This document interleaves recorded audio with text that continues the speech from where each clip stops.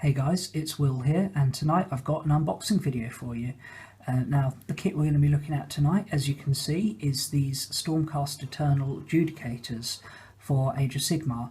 Now, these are the Stormcast archers, so they can have either the longbows as shown on the front, or if you swing it round, you can see they can also have crossbows, such as this guy here, and this sort of heavier crossbow version here.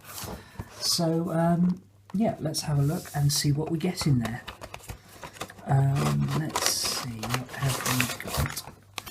So we've got instruction manual, pretty standard for GW. These are getting more and more essential as their kits get more and more complicated. Like you can see here, each of the legs attaches to a different sort of, we get like one leg, the upper leg and the waist, and then a separate lower leg for the other side. So they will match up in specific pairs, so you need to refer to this for that.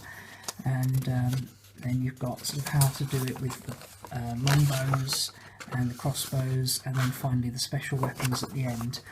Nice thing about this is you've got the full rules for these models on the back. Now, I've seen this before with 40k where they've sort of put the rules on, but they were really you know, there were the rules but without all the options and no points, which, you know, in 40k is an absolute must. You know, with these, in theory, if you're playing a casual game without using points, which, you know, was the only way to play Age of Sigmar at the time these guys came out, these rules here, these short paragraphs and stat bar here, tells you absolutely everything you need to play these guys. You've got the profiles for all the weapons, you've got the description here saying what they're armed with, how many you need, and the special rules and abilities of everything. So so that's quite nice. You know, you don't need to actually download anything beyond the content of the box. Although if you want points, you'll still need the General's Handbook, which I think by now just about everyone's got for Age of Sigmar. So then let's see what we've got in here. We've got bases. Now you get 5 in here, one for every model, just your plain ordinary bases. One thing to note is, like all Stormcast infantry models, these are Terminator sized bases, so 40mm. So these are a bit bigger than your standard troopers, which I think is why the box of just 5 guys is £30, which seems a lot for 5 essentially basic infantry, but they are Terminator sized models, so it is in line with how they tend to price stuff. Then the bits you really want to see, the sprues. So let's see, we've got the first one here, and you've got 3 pairs of legs on here. So as you can see, you've got the leg sets consist of one leg, the waist, and then the top of the other one, as well as the loincloth, and then you have the separate component over here to attach to it. And if you flip them over, you see, if the camera will focus, they've got all these numbers on to help you work out which bit's which. As for weapons, you get a full selection of all the options available. So we've got these longbows, I think they're called skybolt bows, and we've got the crossbows. Between the two sprues, you've got enough to make 5 longbows or 5 crossbows from what I've seen. Oh no, sorry, you've got enough to make 4 longbows and 4 crossbows, and then one of each of the special weapons. I think this piece here is like the top casing for the specialist extra heavy crossbow. Can't remember what it's called at the moment, but yeah, that's the bit for that. And you can see there's a lot of ornate detail on this. It's not just like plain weapons. They've got all this enscrolled and embossed detail on there. Also got quivers of arrows. You've got one of these for every model, and if you take a look in the back of the leg pieces, you'll see there's a hole in there that is for the attachment to the quivers. And if you flip them over, you see you've got the corresponding bit there that goes in there. Now that's quite a nice little feature, because I've found on fantasy models in the past where you've got a quiver of spare arrows, it's basically just been a flat piece that you just glue onto the model, and because it's you know, not a particularly sort of designed join, it's just you glue it on flat piece to flat piece, it tends to fall off a lot. So I think these will stay on a bit better where you've got that little peg to hold them in. Then we got some heads. We got a lot of heads on this kit, so bear in mind it's only 5 models. We got 2 of these with the hair, those are for the primes, the unit leaders. And then we have, I think I counted this up earlier, 10 or 9 or 10 standard heads. What have we got? Yeah, we've got 10 standard heads there, so twice as many as you'd need. I think the idea is that the crossbow guys are meant to have different heads to the longbow guys. Seems a little bit unnecessary since they're all just Judicators, but it's a nice little touch and gives you some spares, you know.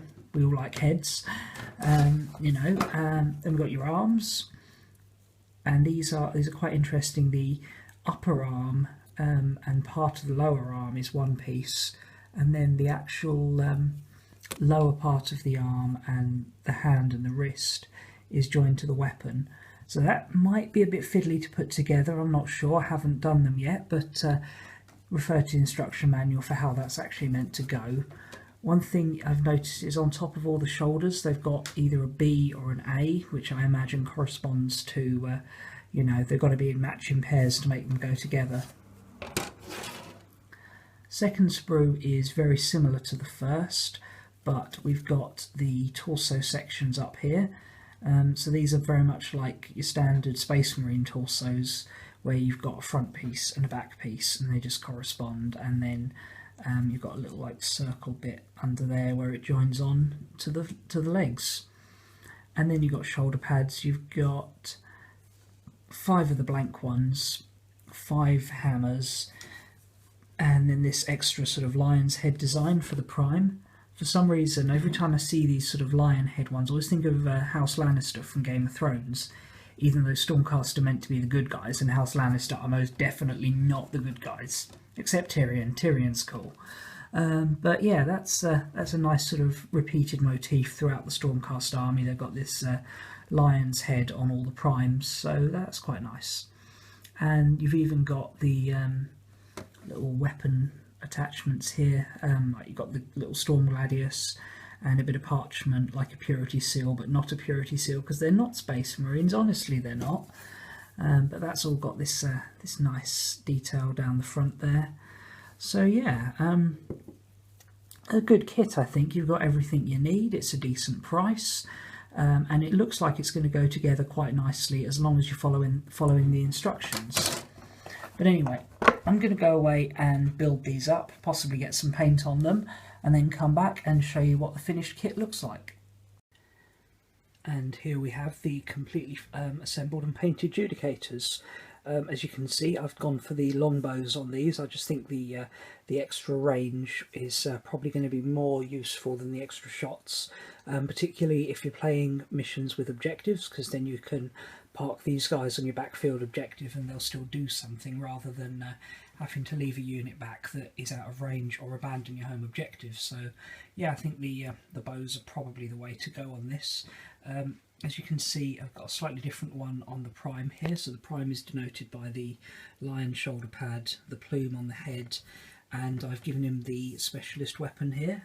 Nothing in the rules to say you can't give him the specialist weapon, and it does say that he gets +1 to his to hit rolls. So the way I see it, that's the best way to do it. Gives this what they call it, a shock bolt bow, 2+ to hit, which is pretty nice. As you can see, I've also done a little bit of work on the bases, gone for some sort of lava, realm of fire stuff, and used some spares from an old Warhammer Fantasy basing kit to put some sort of bones, and we've got this like a chaos symbol on there, sort of beaten into the ground. So yeah, looking pretty good.